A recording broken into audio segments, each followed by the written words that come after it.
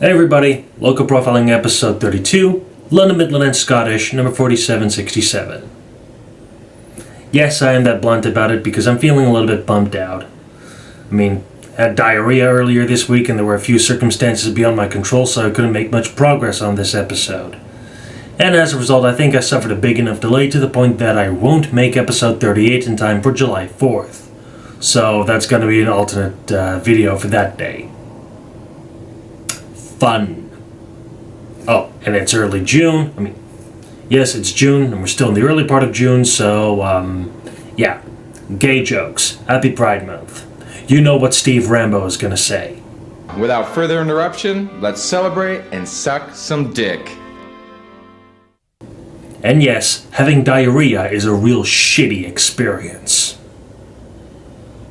Firstly, as usual, a class overview. I feel like I've been saying that a lot lately.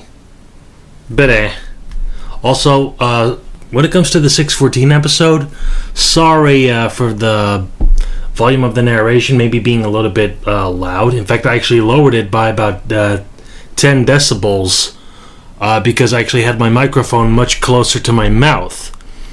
But yeah, let's just get the ball rolling on this one. Locomotive 4767 was quite literally the final steam locomotive built by the LMS, the London, Midland and Scottish Railway. The locomotive was one of the ubiquitous Stanier Black 5s, a highly successful class of 460 10-wheelers, which totaled 842 locomotives, built between August of 1934 and May of 1951. But here's where the confusion in terms of road numbers already starts. Theoretically, numbering was supposed to start with the prototype locomotive 5000. Yet somehow, it would be classmate 5025, which was the first locomotive to be completed, and eventually the LMS began backtracking with numbering, with 4767 clearly being proof of that. Remember, numbers 5500 through 5742 went to different 10-wheelers of the 3-cylindered Patriot and Jubilee classes. So in all, the actual numbering sequence for the Black 5s, had the nationalization into British Railways never happened, would have gone from 4658 to 5499. Confused yet? I don't blame you. Thanks, Chris. Anyway, you want attractive effort stats? Here you go. 225 psi of boiler pressure, a pair of 18.5 by 28-inch cylinders, 72-inch driving wheels, and 25,455 pounds of tractive effort. This was partially why they got the name Black 5s, as in addition to mostly being painted black, occasionally with some red lining, they were rated for Class 5 operation for both freight and passenger services on the LMS power classification chart, though the trend with the number 5 continued because that's how many factories were involved with building them. Of these 5 factories, 2 of them were outside contractors, in the form of the Vulcan Foundry in Newton-le-Willows and Armstrong Whitworth in Newcastle. And the other 3 factories were from the LMS themselves, which they actually inherited from their various constituent companies. Those factories in question being the Lancashire and Yorkshire Railway shops in Horwich, the London and North Western Railway shops in Crewe, and finally the main factory of the LMS, the Midland Railway shops in Derby. Now then, Locomotive 4767 was, as stated previously, the final steam locomotive built by the LMS. Yeah, she literally emerged on December 31st of 1947 from Crewe Works, and was pressed into service hauling passenger trains and freight trains in the following month of January 1948.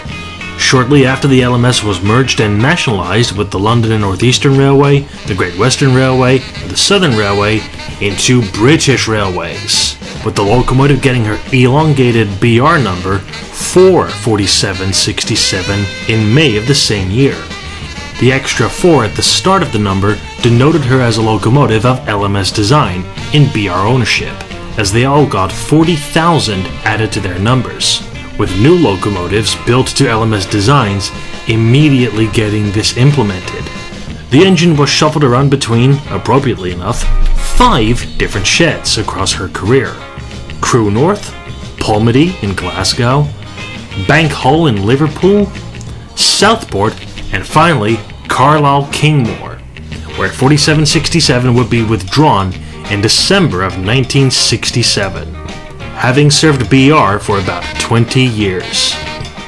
Because again, let's face it, she was literally finished on the final day of 1947, so sadly she didn't have the chance to serve the LMS. British steam enthusiast Ian Story bought 4767 for preservation and had the locomotive stored in Carnforth until 1974. That's when she was moved to Thornaby for restoration, with the repairs being finished in time for the 100th anniversary of the old Stockton and Darlington Railway in 1975, with the locomotive emerging in a simple but wonderful unlined LMS black livery. Later that year, the engine moved to Shildon for a naming ceremony. Here, William Whitelaw, who was the former Secretary of State for Northern Ireland, gave 4767 the very appropriate name George Stephenson.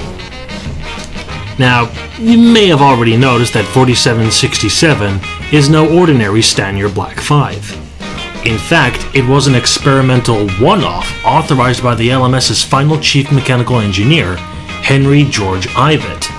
So instead of being built with Walshart's valve gear like almost all the other Black 5 locomotives, 4767 was built with outside Stephenson valve gear. This major mechanical difference helped to make the locomotive stand out more. Plus, it's the reason it's become my favorite locomotive of the class. But apart from this more old-fashioned valve gear, which is said to be stronger than Walshart's valve gear, the rest of 4767 was actually quite modern, as the locomotive was fitted with Timken roller bearings on all the axles, a steam generator for electric lighting on the front of the locomotive, and twin smokestacks, or rather a double chimney before Tom starts attacking me. The funny thing is though, it may have been George Stephenson that the locomotive was named after, and yes, that man did lay down the basic principles of the steam locomotive, which barely changed throughout the next century and a bit. But the valve gear was named after George's biggest co-worker, his own son, Robert. And on top of that, the valve gear itself was made by neither of them, but rather 2 of Robert's employees, draftsman William Howe and pattern maker William Williams, who designed this valve gear in 1841. And yes, the Stanier in the Stanier Black 5s refers to the man who designed these locomotives, William Stanier. How many more Williams do we want here? Shakespeare? Fowler? Shatner? Blaskovich? Harrington? Throughout its first stint in preservation, 4767 proved to be a popular locomotive for rail tours, particularly in Scotland, being stationed at the North Yorkshire Moors Railway. And in 2002, the locomotive was pulled from service for a major overhaul. Following its completion, the engine was seen and stored at a plethora of railways across the 2010s. These included the North Norfolk Railway, the West Somerset Railway, the Churnet Valley Railway, the Keighley and Worth Valley Railway, and the previously mentioned North Yorkshire Moors Railway, with the locomotive returning on the first of those after a 2-year hiatus for repairs. Right now, 4767 is very much in bits, undergoing a big overhaul back to mainline standards. In terms of livery, here's to the hope that the engine would be allowed to reclaim its old number. So yes, hopefully she'll be back as LMS 4767, and not British Railways for 4767. Seriously, there were 18 Black 5s secured for preservation, even if some of them may have been parts donors for other projects, but despite every single one of them being built prior to nationalization, almost all of them are in BR numbering.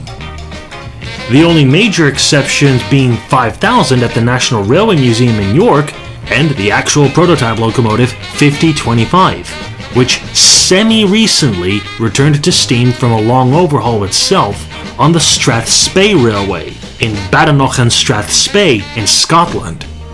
We may have had fellow survivor 5428, named after railway photographer Eric Treacy, in LMS livery and numbering for quite some time, following a completed overhaul in July of 2018, but then in September that was taken away from us in favor of BR numbering, with the engine set to retain its BR numbering for the remainder of its current boiler ticket. Less BR black, more LMS black, please. Oh, and on a final note, 4767 was sold in September of 2018 to... No! Not West Coast Railways! And the other 3 factories were owned by the LMS themselves, which they had inherited from their...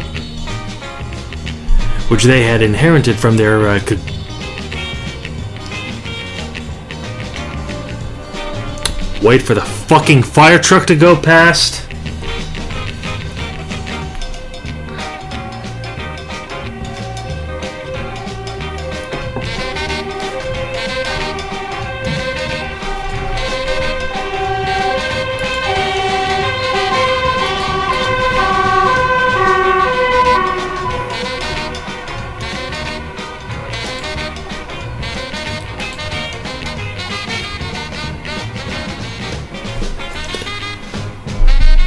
Are we good? I think we're good.